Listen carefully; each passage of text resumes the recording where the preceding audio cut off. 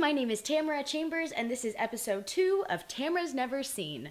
And today I'm going to be watching Jurassic Park. The first one. Because I've only seen the third.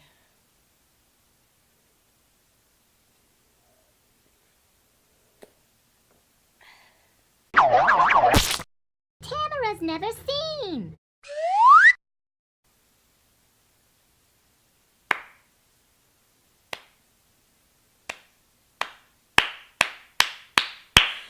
That was so good! You guys, I finally get the Alan joke from the Nostalgia Critic review. Alan.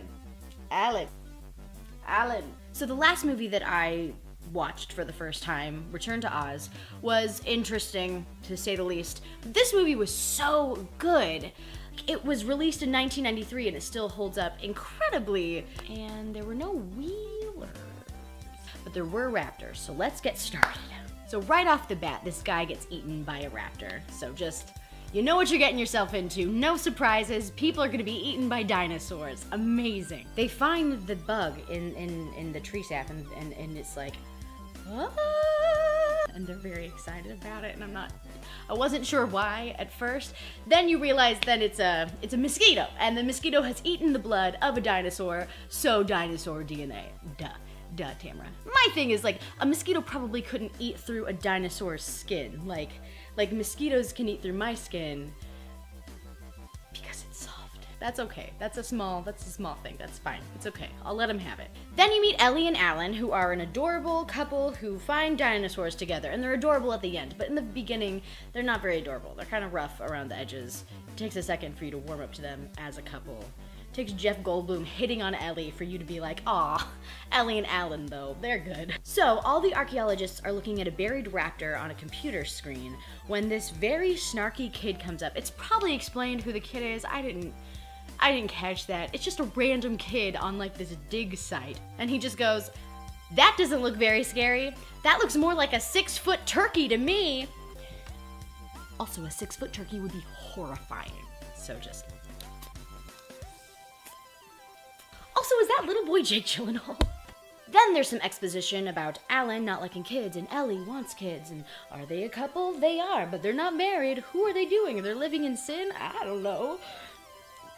Then John Hammond shows up, ruining everything in a helicopter. You're not supposed to love him that much because he like kills people in his amusement park, but I love him. He's so passionate and just adorable and sweet, and it shows you how much an old white man can get away with.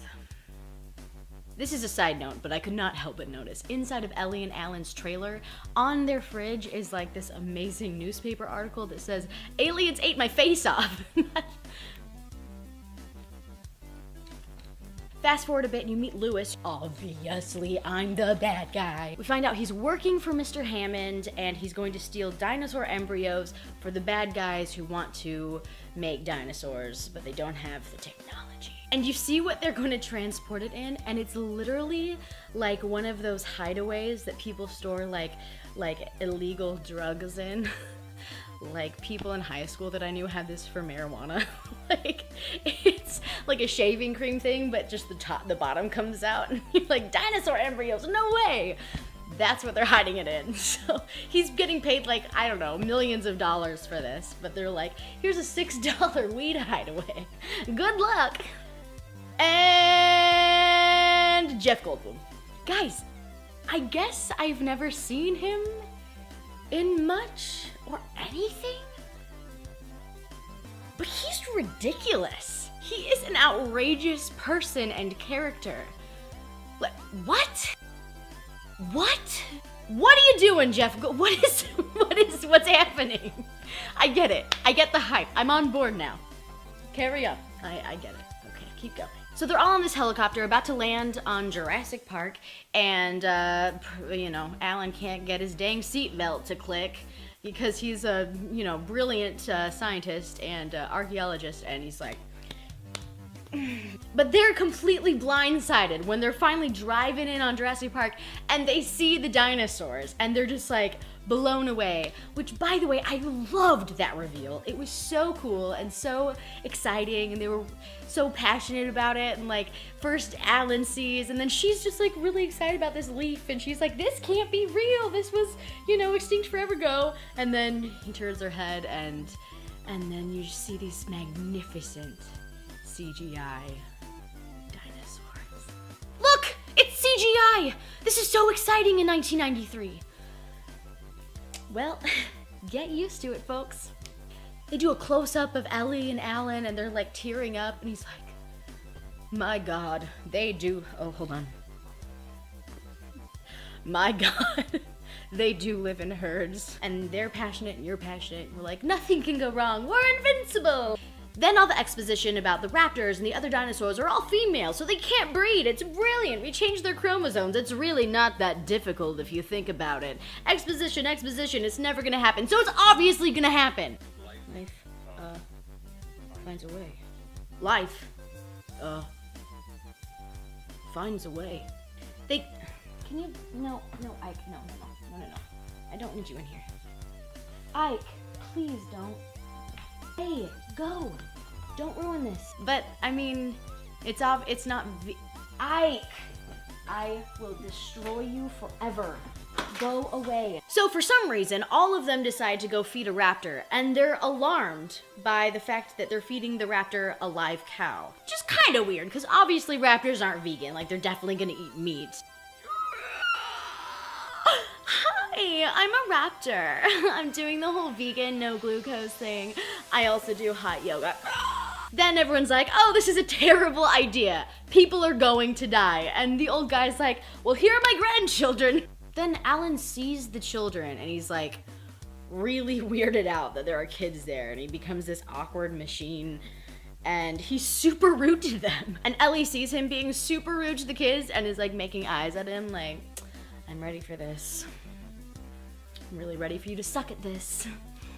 I want kids now! Fast forward 2 seconds later, and Alan is acting way more like a kid than the kids are. So they're on the car tour, and they drop a goat into one of the dinosaur exhibits, and we find out that the little girl is a vegetarian. You should not have come! So they're waiting for something to come eat the goat, and Jeff Goldblum is flirting with Ellie, and Alan could care less, and he sees a dinosaur in the distance, so he's like, bye. Good luck with this weirdo. Alan finds this sick dinosaur, and they're trying to figure out what's made it sick, and they find these giant poop piles, and they're gonna look through it to figure out what got the dinosaur sick. But the best part about this scene is that Jeff Goldblum swaggers up to this pile of poop with more swagger than I could ever muster, and he's walking towards, again, a pile of poop. So they're sitting in the car, and they realize that all of the security for the park has been shut down because Mr. Bad Guy over there had to steal his embryos. And then it happens. It's the motherfucking T-Rex! It's the motherfucking T-Rex! It is the motherfucking T-Rex. This scene is amazing, and it holds the fuck up. It is so good, and it's scary and suspense-filled, and the kids are like moving around, and she's got the light on, and they're like, ooh, they can sense movement. And so Alan shoots off a flare, and the T-Rex like goes after it, and then Jeff Goldblum has to be the hero, and he shoots off another flare, even though the dinosaur's already going the other way, and he's like, I got it, you save the children, and so he's running with the flare, and it's like, well, he was already doing that. And so because of that, the T-Rex then smells the lawyer who ran away, and he was in the bathroom, and he eats the lawyer. So the lawyer's dead.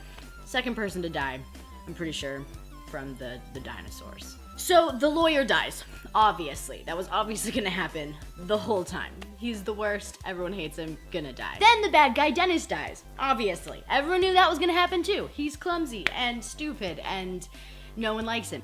So Alan saves Timothy, which, thank goodness, alive, because Timothy is Tim. He's the best character. He just speaks to my soul. They're like in the top of the tree, and Alan's like, let's climb down, and Timothy's like, well, it's impossible. It is. I'd stay in the tree. I would stay in the tree. I'm not going down there. Also, there's dinosaurs. I'm gonna stay in the tree forever. So this is where I live now. Me and the tree are dating. Then Ellie finds Jeff Goldblum, who's been like chomped up a bit, not doing great. But he manages to recover in time to say like this amazing line. Make sure to tell John, thanks for the lovely weekend. Explosions go off. He's like, that didn't happen. I can't do an impression of him, obviously. Ask Rob Walker. He'll do it. And Doug. Anyone in the world can do one. Except for me, apparently, because I've never seen him in anything. Then we find out that the little girl is a hacker. She's a vegetarian. She is a hacker. And she's 11. That's more ambitious than I will ever be. Just a side note, I love the hold on to your butts guy. They're all trying to devise a plan to get the kids back and figure out how many raptors are out there. And it is driving Jeff Goldblum crazy to sit there because his leg is hurt and he's sitting there and he's just like trying to smolder save everyone. Like his legs are there and he's just like, I talk weird. Ellie finally gets the power back on and electrocutes Tim. He flies off of the fucking fence. And it's amazing. And he lives, of course. They're not gonna kill off Tim, but it was an incredible scene. It's like... Alan's like, you better come down from there. I'm gonna count to 3. And Tim's like, okay, I'm so scared, but I'm gonna count to 3. And Ellie's like, shing! 10 out of 10 would recommend watching again. And then after Ellie turns on the electricity, we find out that Hold On To Your Butts guy has been eaten, and the raptors have just been waiting for her to do what she needs to do, which is very kind. Very considerate of the raptors. I don't remember how the kids and Alan get separated, but they do. Somehow, because Alan and Ellie then reunite and they try to figure out how many raptors are loose, and they decide 2 because there are 3, but they can't open doors. So then they open doors. The kids lock one of the raptors in a freezer because the kids rock. Then they're trying to lock the second raptor out of the area that they're in, but they can't because the computers are down and they need someone to hack it. Oh, wait! The little girl is a motherfucking hacker! So she hacks that shit like a fucking G, and she saves everyone's lives. She saves everyone. And it is not realistic. She's like, beep, boop, beep, obliterated. And then the whole escape from the third raptor is very intense, and then the motherfucking T-Rex comes in and saves them all and they escape. Then they all make it onto this helicopter and it's the end of the movie. And Mr. Hammond is like reflecting and sad that it didn't work out, and Ellie and Alan are like smiling because they're like, maybe we can have kids. And Jeff Goldblum is like in the corner and he's sad that he didn't have sex with anyone because his legs were hurt. And it's the end. It was so good. It was such a good movie. I don't know why I haven't watched it until now. Like, I'd heard so much about it that I felt like I had seen it. And I don't know why I had only seen the third. But I've seen the third like 3 or 4 times. And I love the third. I think the third is really good. I feel like I'm gonna love every single movie that I watch for this series. So, get ready for that. Get ready for undying optimism. The soundtrack is incredible. I loved the music. It was so good.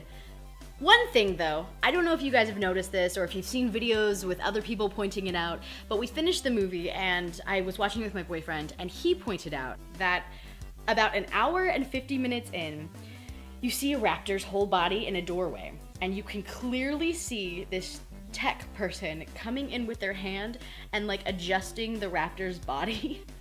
And it's there for a while. Like it's a good chunk of time that this person's hand is there. And it's so weird. It's so weird that they didn't notice it, or maybe they got the footage back and they were like, fuck. Can't change it now. But let me know if there's more instances like that. And thank you so much for watching. That's the end. I'm Jeff Goldblum. No, I'm not. I just wish I was.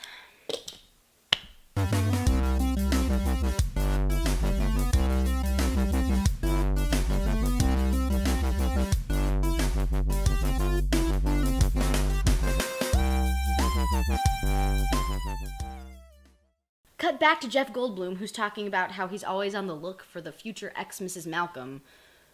And then suddenly all of America raises their hand, like...